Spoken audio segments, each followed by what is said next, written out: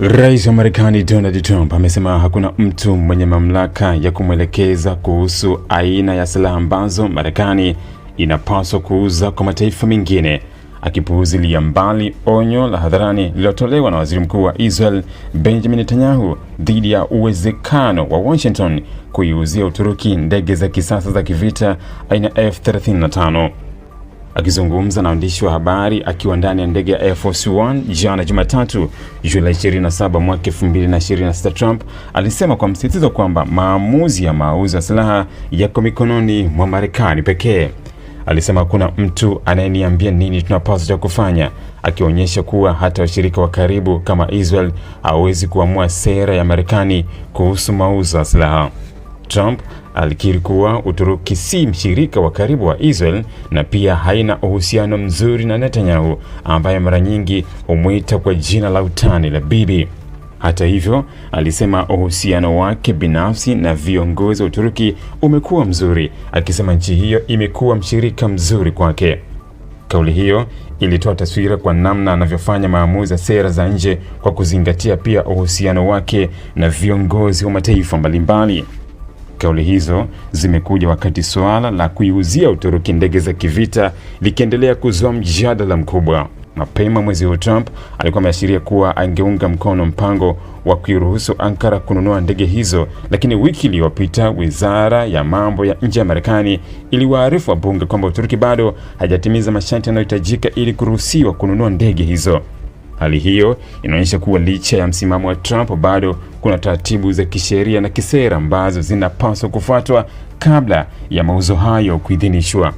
Akizungumzia uhusiano wake na Netanyahu, Trump alisema wawili hao wana tofauti ndogo za kimtazamo katika baadhi ya masuala, lakini kwa ujumla wanaafikiana hasa kuhusu Iran. Alisema tunatofautiana kidogo, lakini kwa ujumla tuko karibu sana. Kauli hiyo imeibuka huku kukiwa na matarajio kwamba Netanyahu atatumia mkutano wake na Trump mjini Washington kujaribu kumshawishi rais huyo kutofikia makubaliano ya kidiplomasia na Iran.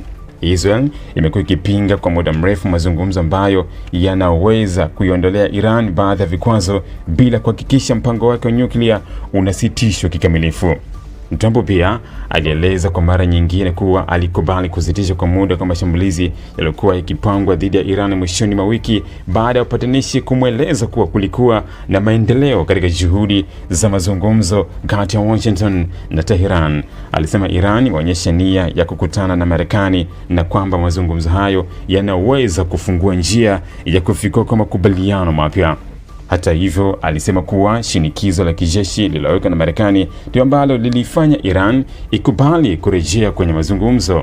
Kwa mujibu wake, bila hatua hizo za kijeshi, Iran isingekuwa tayari kuzungumza na Washington. Kauli hiyo imeonekana kuwa tofauti na msimamo aliyoutoa wiki iliyopita, ambapo alisema Iran ilikuwa inataka kukutana naye, lakini yeye hakuwa na nia ya kufanya mkutano huo. Sasa amesema kuna uwezekano wa mazungumzo kufanyika ikiwa mazingira yataendelea kuwa mazuri. Katika siku za hivi karibuni pia kumeripotiwa na taarifa kwamba Trump alikubali kuahirisha mashambulizi dhidi ya Iran baada ya makamanda wake wa kijeshi kumweleza kuwa operesheni hizo hazikuwa zimeleta matokeo yaliyotarajiwa na kwamba Marekani ilikuwa ianza kupungukiwa na akiba ya makombora kujihami dhidi ya mashambulizi ya adui. Trump alikanusha kuwa Marekani imeishiwa na silaha, akisema kuwa jeshi lake lina akiba kubwa ya risasi na makombora, ingawa alikiri angependa kuona hifadhi kubwa zaidi, hasa silaha za kisasa na teknolojia ya hali ya juu. Ili kuwa mwanafamilia bora wa Global TV, usisahau kusubscribe, like, kushare na kucomment. Baada ya kusubscribe, bonyeza alama ya kengele ili kupata taarifa kwa kila video inayopanda Global TV Online.